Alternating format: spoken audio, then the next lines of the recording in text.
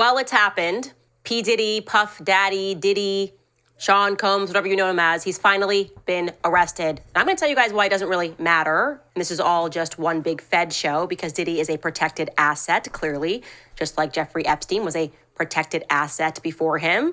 He's an agent, and he's working for a criminal government enterprise. Plus, have you guys heard of Alexis Lorenz? Well, you're about to because she is a young woman that is currently trending all over the internet after suffering a severe reaction to multiple vaccines which were administered to her at UCI Medical Center. Lastly, Greta Thunberg, how dare you? Well, guess what? She's in the news and it is not good. Probably for the first time ever, it's not good because this girl became the Hollywood it girl after she said, how dare you, after she looked like this in the corner and grimaced when Donald Trump walked by her. She's probably wondering, what did she do? What could she have possibly done to have turned everything upside down in her life? Because now the media hates her and you're not going to believe the reason why. Just kidding, you're totally going to believe the reason why. All that coming up on Candace.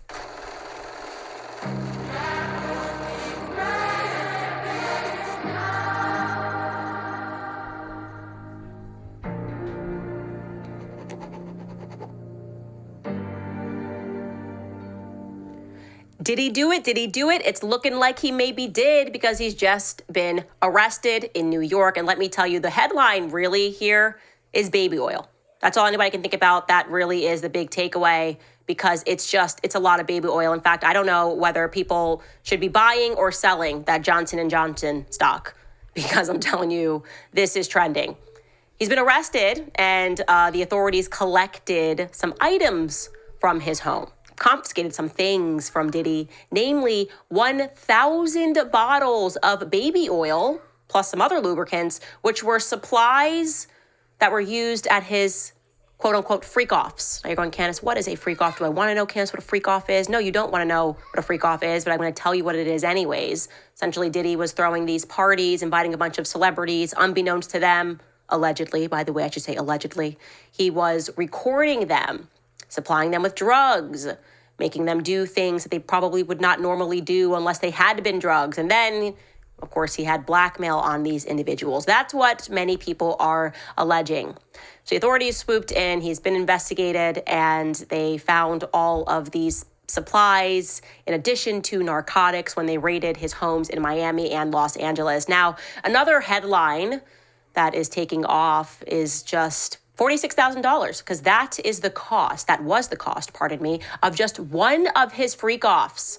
Yeah, prosecutors say that in 2012, Diddy had to pay over $46,000 to cover damages to a penthouse room following a freak-off at a Manhattan hotel. So apparently he didn't care. He would just rent out the penthouse, and then he'd get people all drugged up. This is allegedly, and in the process ruined these rooms. And actually, one of the hotel managers said that things were soaked with oil. And that makes sense because there's a lot of baby oil involved in this particular case.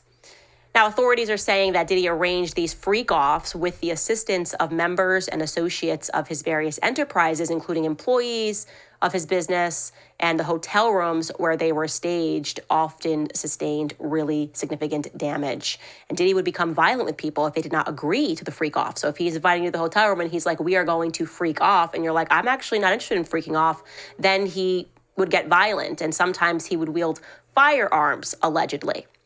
Now, the U.S. attorney on this case, Damian Williams, had a press conference earlier and described more of the things that are being unsealed in this indictment. Take a listen.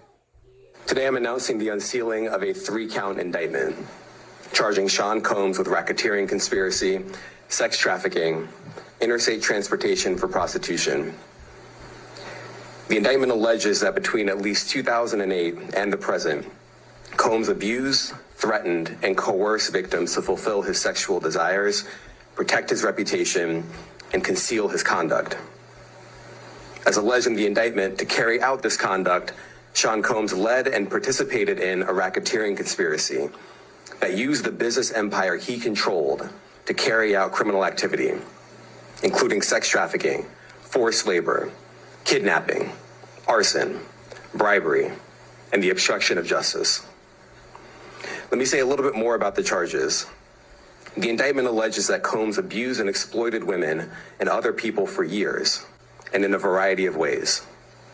As alleged, Combs used force, threats of force, and coercion to cause victims to engage in extended sexual performances with male commercial sex workers, some of whom he transported or caused to be transported over state lines. Combs allegedly planned and controlled the sex performances, which he called freak-offs, and he often electronically recorded them. The freak-offs sometimes lasted days at a time, involved multiple commercial sex workers, and often involved a variety of narcotics, such as ketamine, ecstasy, and GHB, which Combs distributed to the victims to keep them obedient and compliant. As alleged, when Combs didn't get his way, he was violent, and he subjected victims to physical, emotional, and verbal abuse so that they would participate in the freak-offs, and that Combs hit, kicked, threw objects at, and dragged victims, at times by their hair. And I got to tell you, man, for Diddy, this must be feeling like some sort of whiplash, because just a year ago, almost to the day, Diddy had received the keys to the city.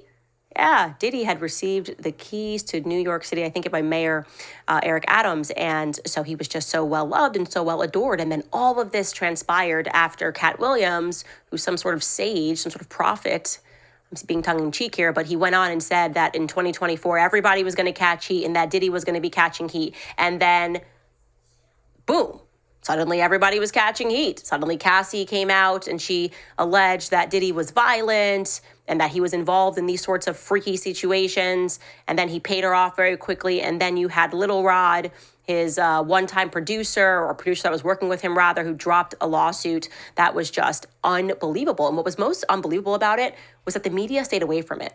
Like they were trying to contain this lawsuit. And it was very clear to anybody who read through it, that this was thorough. This was not somebody looking for a quick pay.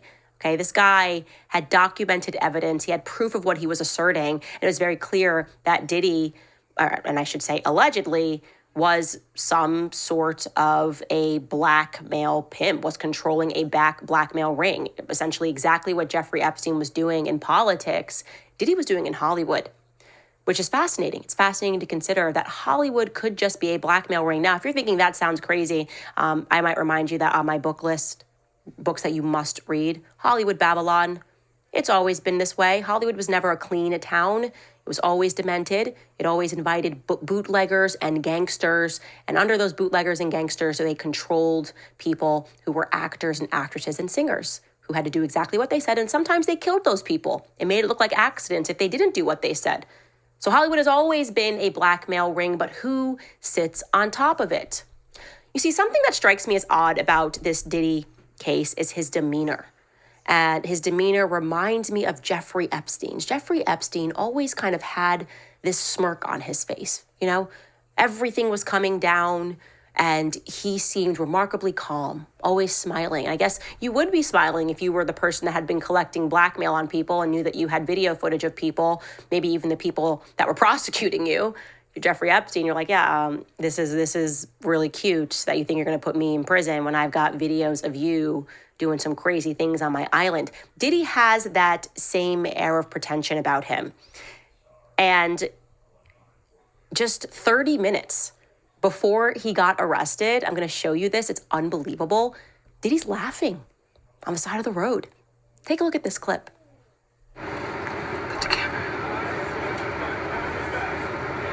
So this was from TMZ. You can see he's just like dapping up the homies. Just dapping up the homies on the side of the road, laughing. Yeah, it's all good. About to, I gotta go to prison real quick. Yeah, I'm about to get arrested. Yeah, I'll see you. I'll see you on Tuesday. Love you, my dude. That's what he's doing. Now, could you imagine any other regular person who knew that they were about to be charged with racketeering and all of these things? And to be clear, Diddy knew that he was about to be charged. In fact, he flew to New York to be charged. According to his lawyer, they knew this was coming. They didn't know the specific details, but they had an idea of what he was about to be arrested for. And they came to New York to embrace that arrest. Take a listen to his lawyer, Mark Magnefalo, I think I'm saying his last name correctly, speaking to the press about Diddy's spirits on this day of arrest. He moved to New York, as I think some of you guys know. We brought him to New York about 2 weeks ago because we knew this day was going to come, and it's here. Did you expect it to happen last night? Was that planned? No, it's not planned. Certainly, it's not planned by us. I mean, he came here to surrender at a time agreeable to the U.S. Attorney's Office, and then they arrested him last night. I spent the evening with him. I was with him until about 1 o'clock. His spirits are good. He's confident. He is dealing with this head on, the way he's dealt with every challenge in his life, and he's not guilty. He's innocent of these charges. We know what the charges are going to be without seeing the indictment. It's going to be racketeering. It's going to be sex trafficking. It's going to be things along those lines. This is what we've been expecting since the searches in March. He, to his great credit, he voluntarily came to New York. Not a lot of defendants do that. He came to New York to basically engage the court system and start the case, and it'll start today. Well, you heard it from attorney Marky Mark. Diddy's in good spirits. He knew this was coming, and he is planning to plead not guilty. He's going to fight these charges with all his might. Who could think he's guilty? I mean, yeah, I watched him with my own eyes beat the living hell out of Cassie Ventura on camera, but he said sorry for that. And so what if Little Rod has all of these pictures and all of this evidence, which definitely looks like Diddy's guilty of something? He's feeling pretty confident about this case. Again, what could make him feel so confident? Well, I think it might be that Diddy knows that he's the fall guy and that there are some other people who are going to have to protect him, unless they're going to fall too. So let me jog your memory about some other aspects of this case. I'm going to hand it off to Ian Carroll. You know, he's one of my favorite TikTokers who does these deep dive investigations. And he's just going to jog your memory for a minute about what exactly Diddy was being accused of. Take a listen. Well, tonight, they arrested P. Diddy. News just broke that they took him into custody in New York City. So I figured now's as good a time as any to all over Sean again and remind everyone just how horrible this man is. So if you haven't read the court documents and done any of the other research on this guy, this producer he worked with named Lil Rod brought this lawsuit against him. Rodney Jones v. Sean Combs, alleging RICO allegation, which is like organized crime. And he alleged that a member of this RICO organization was none other than the CEO of Universal Music Group, Lucian Grange. Universal Music Group produced 1/3 of the top 100 songs last year, including Taylor Swift. Quote, while living and traveling with Mr. Combs, Mr. Jones discovered that Combs had hidden cameras in every room of his homes. Mr. Jones believed that Mr. Combs had recordings of defendants Lucian Charles Grange, Ethiopia Haber, as well as other celebrities, music label executives, politicians, and athletes. Upon information and belief, these individuals were recorded without their knowledge and consent, and as in the case with the homosexual sex tape of Stevie J that Mr. Combs provided to Mr. Jones, Mr. Combs possesses compromising footage of every person that has attended his freak-off parties and his house parties. Upon information and belief, due to this treasure trove of evidence he has in his possession, Mr. Combs believes that he is above the law and is untouchable. Well, he believes he's above the law and he believes that he is untouchable, according to Lil Rod. And he believes that because he has collected evidence of people at the tippity top, politicians, music execs, Lucian Grange, who runs Universal Music Group. That's a very powerful man.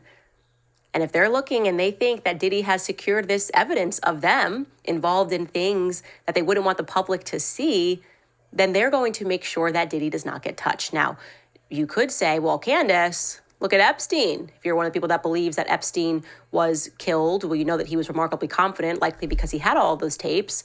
But if you believe he was busted out of prison or you believe that he was murdered, the aspect that makes this a little bit different from Jeffrey Epstein is Jeffrey Epstein didn't have any family.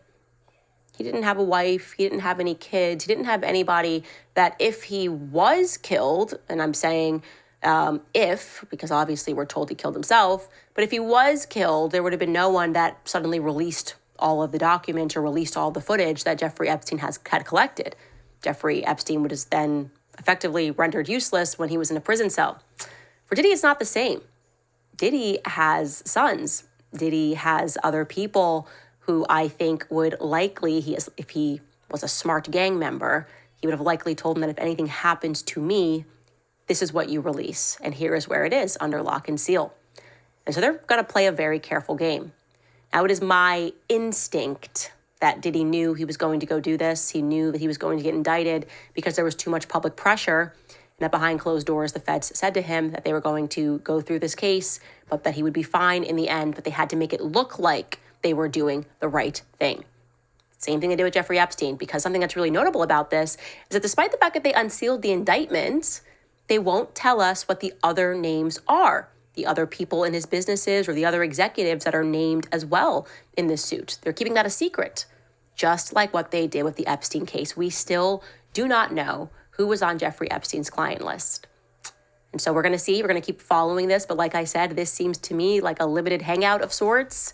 I don't think that Diddy is actually going to get into trouble, because I think that based on the blackmail that he has collected on higher ups, well, they're going to have to tread extremely carefully. But of course, you know me, I'm nosy. We'll keep following this case.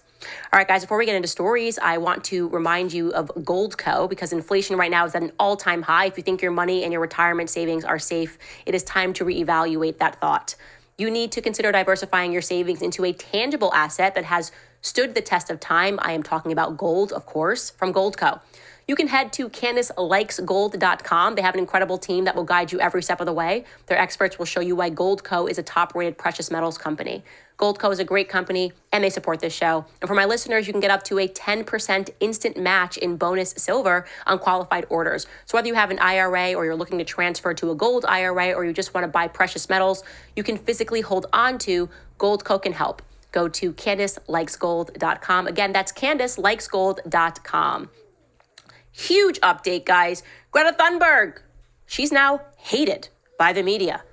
Unbelievable. I do want to say this first and foremost. Greta Thunberg, no matter what you think about her, you got to admit that she's a fascinating person. She's a fascinating person because she has this remarkable ability to really do nothing at all, and somehow she makes headlines. Like, the nothing that she does makes her a star. Like, that is, I think, what a lot of lazy people aspire to. How can I do nothing and become a big deal? Greta has accomplished that.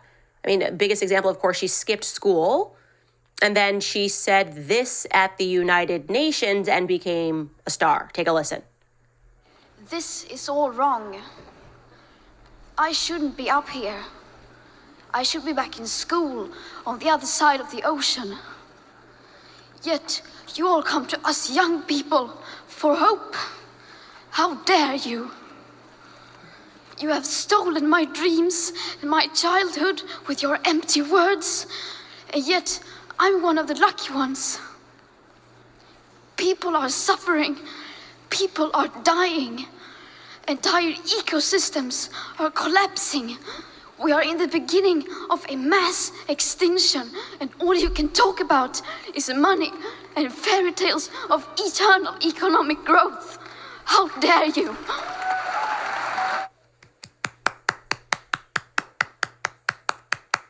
That was it. That was all she did. Skipped school, got in a boat, said how dare you a couple of times, and the crowd loved it. A star was born. I'm talking cover of Time magazine person of the year for that.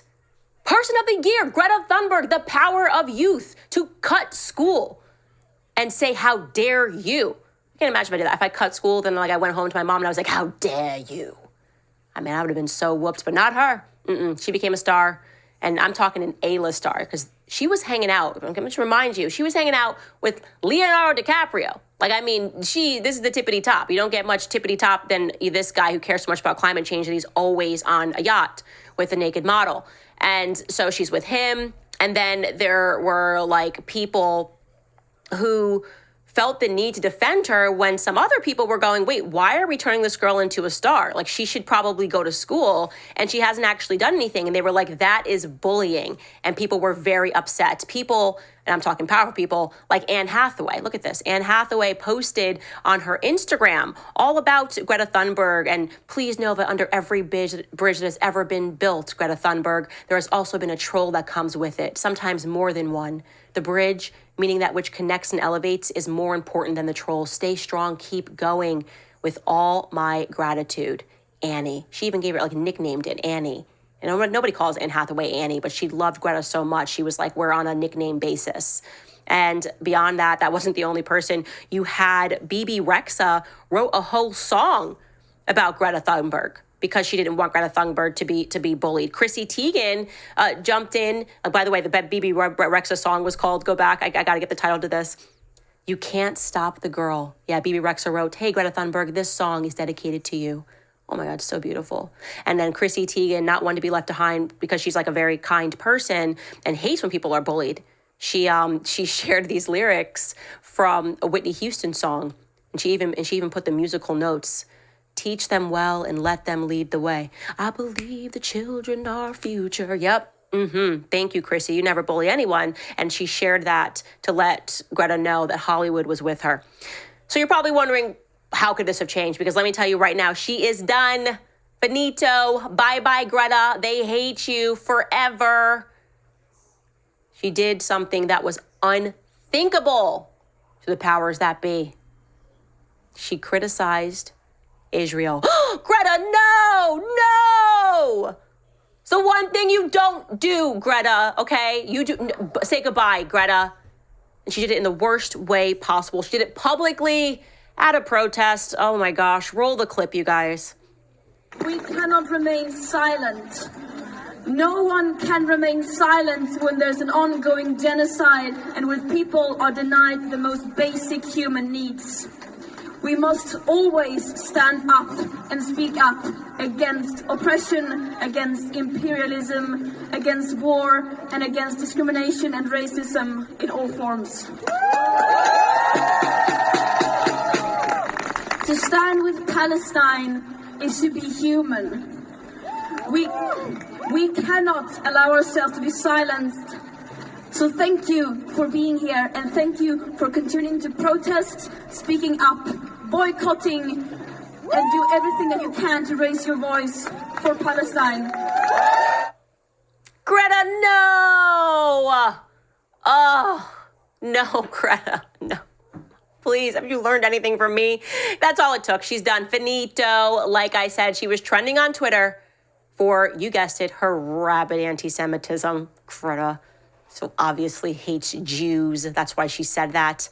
Someone actually pulled together this before and after coverage of Greta. This is amazing. Before criticizing Israel on the left-hand side, The New Yorker, Greta Thunberg, the 15-year-old climate activist who is demanding a new kind of politics. The Washington Post, Greta Thunberg on the state of the climate movement and the roots of her power as an activist. CNN, Greta Thunberg's got the world's attention, but are the leaders listening? The Guardian, the Swedish 15-year-old who's cutting class to fight the climate crisis. After criticizing Israel. Forbes, the sad tragedy of Greta Thunberg.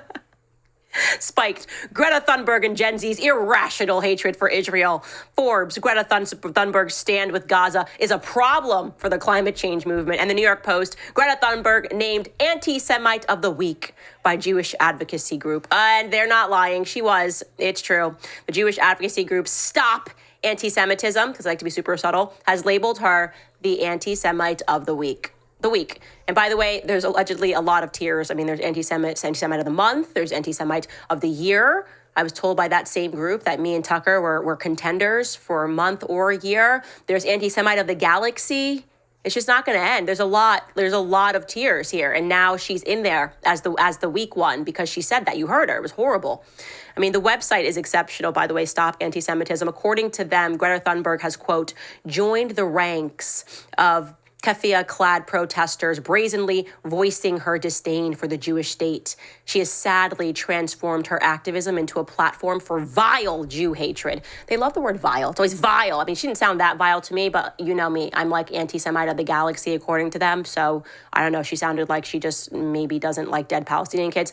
But I'm crazy. I know. This is the way forward. They even included her in an entry on their website, Stop Anti-Semitism, and they're sharing that Greta has a steep history in anti-Semitism. They've documented it because she once even took a picture with a stuffed animal octopus.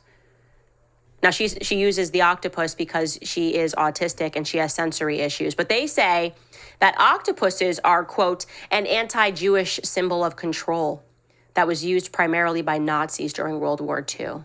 Greta attempted to defend the symbol, claiming that it is a symbol used by people with autism to communicate their feelings. Ooh.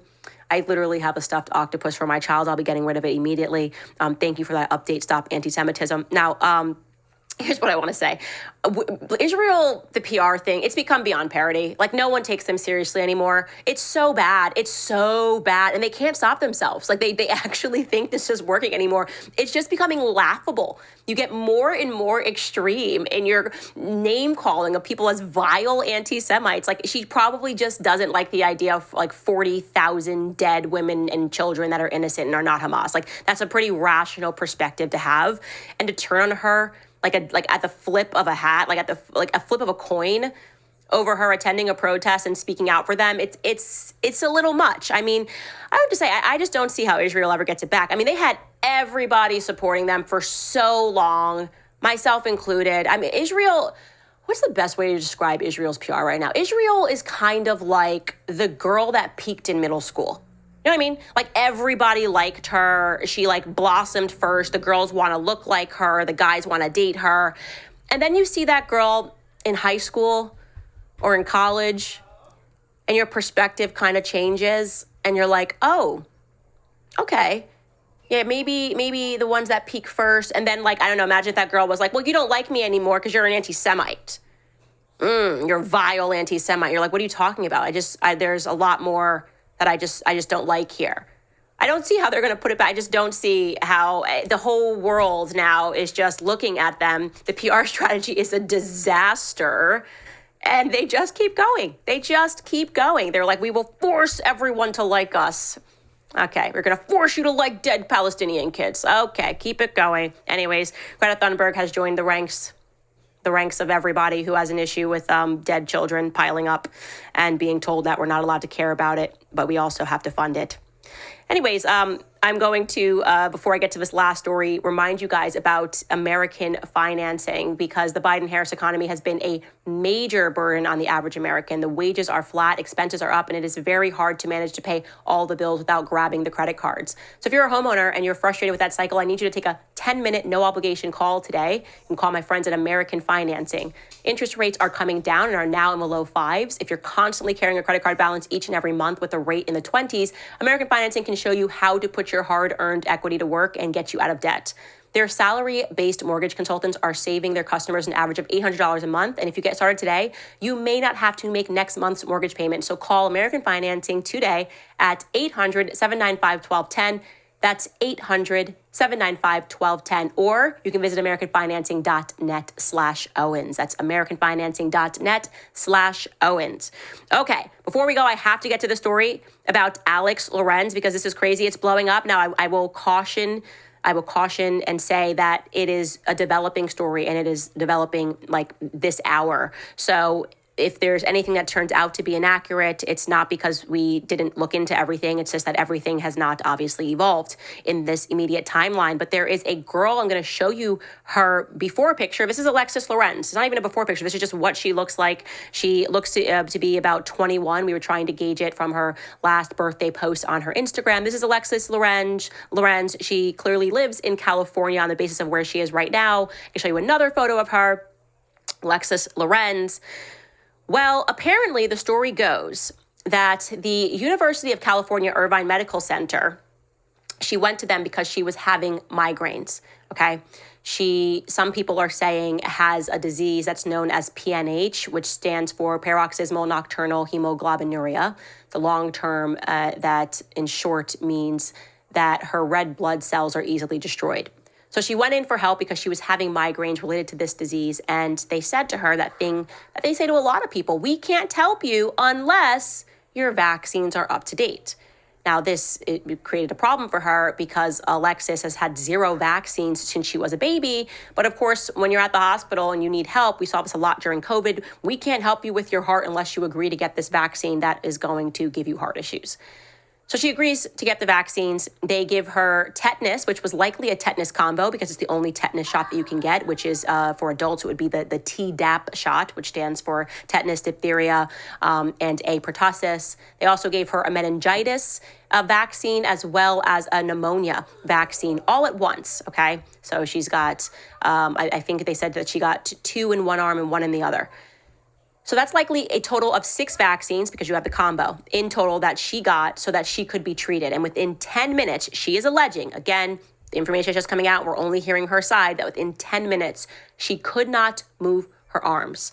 I'm about to show you a video of Alexis Lorenz right now, allegedly at the University of California, Irvine Medical Center. Take a look. All they've been doing is coming into the room, telling me, oh my gosh, you look like you're in so much pain, we're so sorry. Giving me a new opioid to try and leaving for another 4 hours. I've been begging for eye drops for at least 6 hours because my eyes burn and they won't let me touch my face. But my eyes are itchy. I can no longer lower my neck. And there's a giant lump here in my skin. And I've been asking for a CT scan since last night. And they won't come. So you get it. By the way, I'm looking in the comments right now. Ayana just wrote, I got the Tdap and couldn't move for 3 days. And let me tell you, this is the story. This is the story of so many people around the world. I am a proud anti-vaxxer. I think I might be the first that was just proud and loud. That's not fair, actually. Jenny McCarthy was the first to be brave enough to speak out so many years ago, back when she was dating Jimmy, I can't think of his name from Ace Ventura, I'm blanking on this guy, Jim Carrey. And she spoke about how she was certain that it was the MMR vaccine that contributed to her son's autism and that she had gone through treatments to remove the harsh metals from his body, and she was labeled an anti-vaxxer. And this made people very nervous about speaking about not vaccinating their children. And I noticed this thing that as I was living life and I was suddenly being introduced to classes of individuals that I had not been introduced to in my childhood because I didn't grow up with money, that the richer the people got, the less they vaxxed their children. And that kind of flagged to me as something that was odd, right? If you're rich and you have all the money at your expense, why would you choose not to vax your children? What do you know that poor people don't know? Long story short, you guys know that I created my series, A Shot in the Dark, because I made the decision not to vax any of my children after I was similarly vax injured after the Gardasil shot and was similarly, actually, my doctor did not gaslight me because I had a seizure right away, a mini seizure in the room, and passed out. He did not gaslight me. He said you should discontinue the series because Gardasil is more than 1 shot. I think it's actually 3, maybe it's 2. But it changed me forever. I'm grateful that I had that reaction to it. And it gave me the courage to, first and foremost, it gave me the humility. I couldn't believe that I didn't trust mothers. Like, I had this perspective that the doctors were telling the truth and that these mothers would want to lie and say that their children were harmed by vaccines. Like you would want to, as a mother, have to wear like a scarlet letter, the anti-vax label, because that's how we treat these. We would treat anti-vaxxers, and I used to be one of these people, like they were totally stigmatized. Like, oh my gosh, this person's an anti-vaxxer. How uneducated of this individual. And I'm ashamed that I used to have that perspective. Now I'm the exact opposite. I believe moms before I believe doctors. I believe the moms that say that their children were fine until they got a vaccine and then they got autism. I believe moms. And I trust moms so much that I dedicated way too much time to researching every single vaccine and creating a series called A Shot in the Dark to give to parents. I know so many of you guys have been writing, Candace, when is A Shot in the Dark coming back? We are going to drop the first 3 episodes onto our local page this week. I think on Friday, Chris will probably be able to get those up for you. And then beyond that, they will be behind the paywall on our locals page, and we will begin releasing them again on a bi-weekly schedule. I really encourage every mother in the world, every grandmother, every father, every grandfather, every uncle, every aunt. Do what you want with your children. You will not listen to the series and feel that I am pushing you to be anti-vax. Only thing I am providing you with is information. so that you don't go into a hospital or go into a doctor's office blind, meaning feeling as though you're too stupid to understand the language the doctor is speaking. So you can go with a realistic understanding of the statistics, of realistic understanding of the history of every shot, because let me tell you, the doctors don't even know.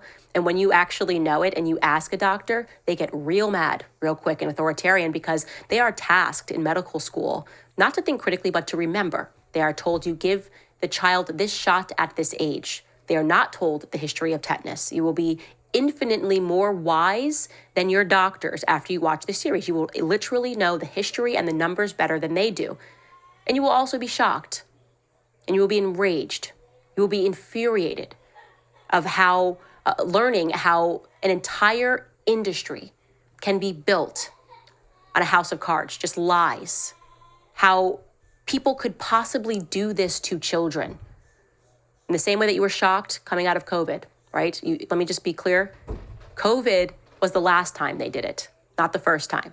Everything you think you know about polio, everything you think you know about tetanus, your mind will be completely blown. And it is, in my view, the greatest work that I have ever done and ever contributed to society. It has taken the most research. I've spent the most money because you have to pay to access their studies. And most parents can't afford to pay hundreds of dollars to unlock a doctor study that should be made freely available on the internet, because you're telling me my child must get this shot, but you're also telling me that I can't have access to the studies. Well, I paid for all of that because I wanted you to be able to have it, and I want you to be able to make decisions, knowledgeable decisions, not fear-based decisions, because the entire medical industry complex is being run on the basis of fear and not reality. And I am proud that I have 3 fully unvaxxed children, and I am proud that I can give parents the tools to make decisions and not feel like you're an idiot standing across from a doctor who's so much wiser than you because they spent a couple of extra years in school. So again, that series will be back on our locals page, locals.com. You can find us. Obviously, just look me up, look up my name, and you'll see it. We'll drop the first 2 episodes. I think I said 3, 2 episodes for free this week in front of the paywall, and then it will be behind the paywall. And I'm just grateful for you guys for supporting me. All right, I want to dive into some of your comments here because they look really funny. But first, I want to remind you that if you're one of the many people who owe back taxes, pandemic relief is now over. Along with the hiring of thousands of new agents and field officers, the IRS has kicked off 2024 by sending over 5 million pay-up letters to those who have unfiled tax returns or balances owed. Do not waive your rights and speak with them on your own. They are not your friends. You know this. Tax Network USA, a trusted tax relief firm, has saved over $1 billion in back taxes for their clients, and they can help you secure the best deal possible. Whether you owe $10,000 or $10 million, they can help you. Whether it's business or personal taxes, even if you have the means to pay or on fixed income, they can help finally resolve your tax burden. So call 1-800-985-1000 for a private free consultation, or you can visit tnusa.com/Candace. That's tnusa.com/Candace. All right, let's see what you guys are saying in the comments. Somebody said, is this live? Yes, it's live. Why would I fake a live? You guys just don't believe me anymore. I'm reading your comments live. Okay, we're going to go to those of you that are paying for super chats first. Can Wilder writes, thank you, Candace. You are awesome as always. Thank you so much.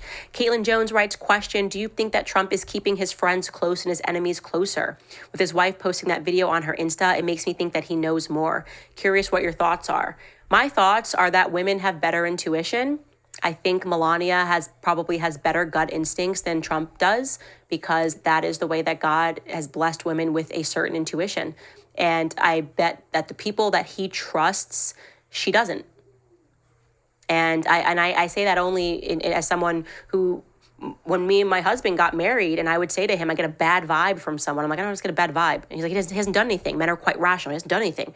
I'm like, it's a vibe. They're just sending me a signal right now that I don't like. He's like, they haven't done anything. I'm like, they can't be around us. They can't be around our children. And then what would happen is later on, my husband and I would find something out, and he'd be just aghast. He'd be like, I can't believe that you were right about this person. I'm like, women, we get the vibes. I think Trump should probably listen to Melania's instincts. Sarah, the Bato writes, my daughter got a Pfizer vaccine for COVID. A few months later, she developed a rare autoimmune disease named chorea. I will never trust blindly again. I'm so sorry to hear that. And yes, autoimmune diseases are coming from vaccines, many of them. And when you watch the series and you learn about the explosion of child cancers once they removed vaccine makers from liability.